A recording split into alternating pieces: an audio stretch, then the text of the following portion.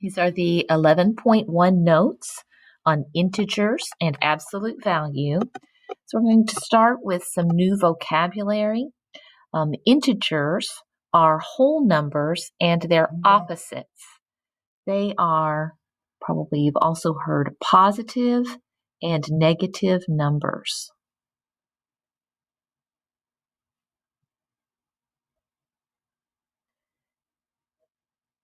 Positive and let's add in there positive and negative, like whole numbers.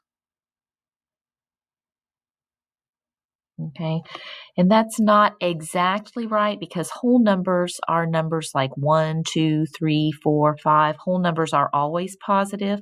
But if you think about that idea of a whole number and its opposite as being a negative number, that kind of lets you know what an integer is. So some examples of integers would be like positive 1 or negative 6 or negative 3 or positive 500, right? Any positive whole number or the opposite of a positive whole number, so a negative whole number. And a non-example would be a number that was not a whole number, like a fourth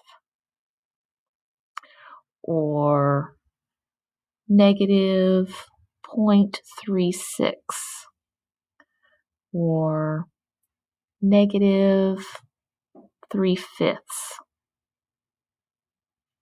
or positive 1.5, right? So numbers that are fractions or decimals that can't simplify down to a whole number are not integers. And then another new word is absolute value, or a new idea is absolute value. So the absolute value of an integer is the distance between that number and 0 on the number line. So the absolute value of a number is written between these little bars. We call those the absolute value bars, all right? And so in the example, we have a number line, and there's 0, and they're showing you that from 0 up to positive 4, that's 4 units on the number line. But if you go in the negative direction, it is also 4 units from 0 to negative 4. So the absolute value of negative 4 is still equal to 4. And the absolute value of positive 4 is also equal to 4.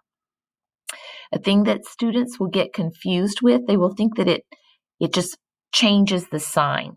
That if the absolute value of negative 4 is positive 4, then the absolute value of positive 4 must be negative 4. And that's not right.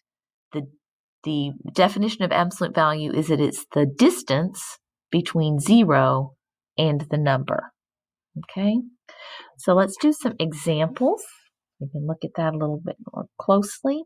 If we're finding the absolute value of 2, then you find 2 on the number line, and then the distance between 2 and 0 is 1, 2. So the absolute value of 2 is equal to 2. If we want to find the absolute value of a negative number of negative 3, then I graph negative 3 on the number line, and then I count the distance between negative 3, 1, 2, 3, up to 0.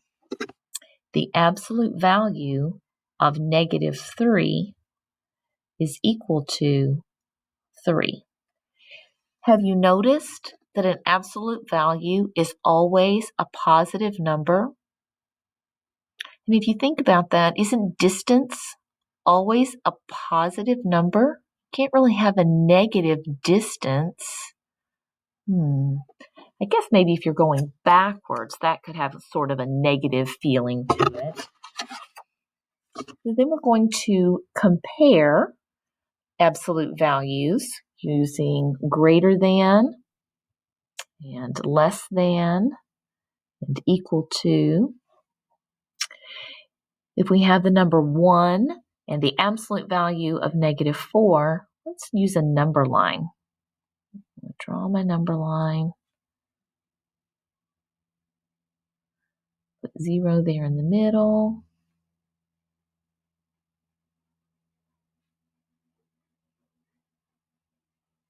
And so our positive numbers are going up to the right, and our negative numbers are going back to the left.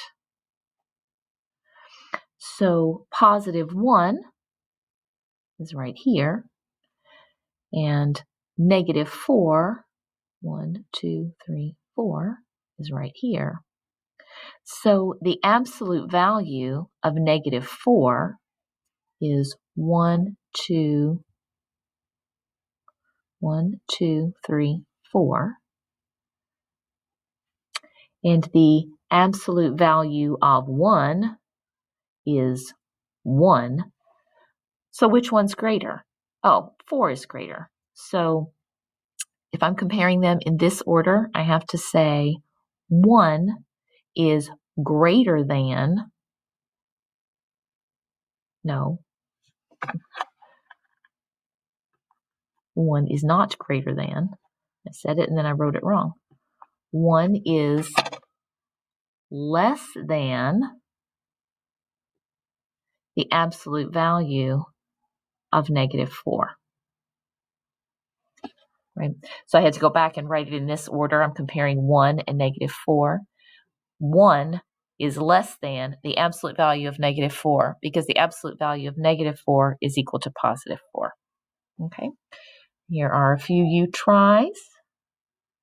I think it will be helpful if you will write underneath it. Don't try to just write the number in there. Write underneath, like the absolute value of -2 is +2, so I would write it under there. And then I would write -1 there, and that will help you to compare.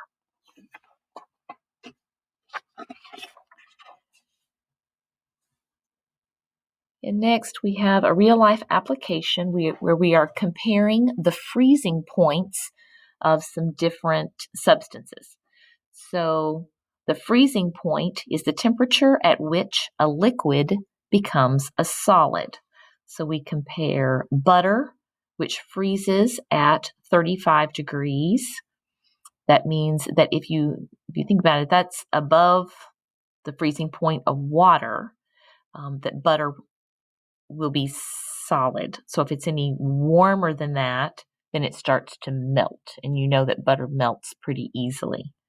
Airplane fluid freezes at, oh, and this is in Celsius also. So, it melts a whole lot higher. Airplane fluid, -53 degrees Celsius, honey at -3, mercury at -39, and candle wax at 55. Right? So we're looking for which substance has the lowest freezing point. Which one of those is the furthest from 0? That's not true. The furthest below 0.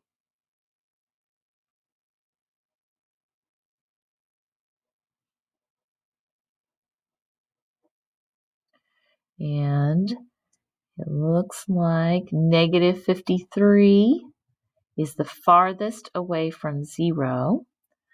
So -53 degrees, which is airplane fuel.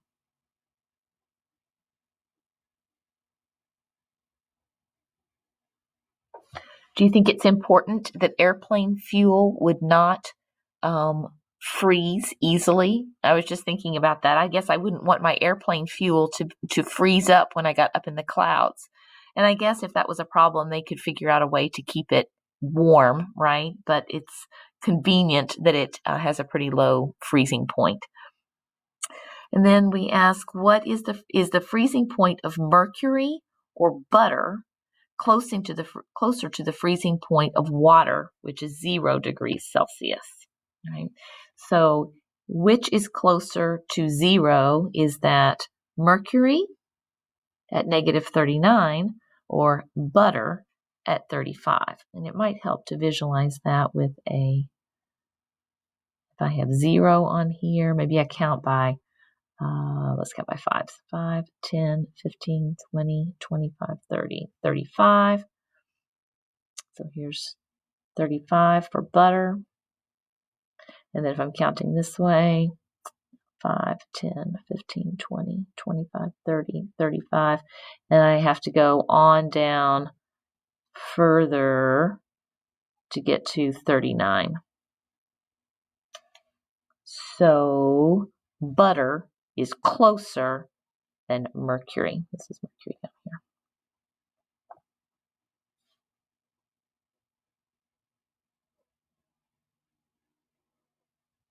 Okay, and then you just have one you try, which asks you, let's see, the freezing point of airplane fuel or candle wax closer to the freezing point of water. If you think about that, they're asking you which has the smaller absolute value. Which one is closer to 0? Which one has the smaller absolute value? That's it.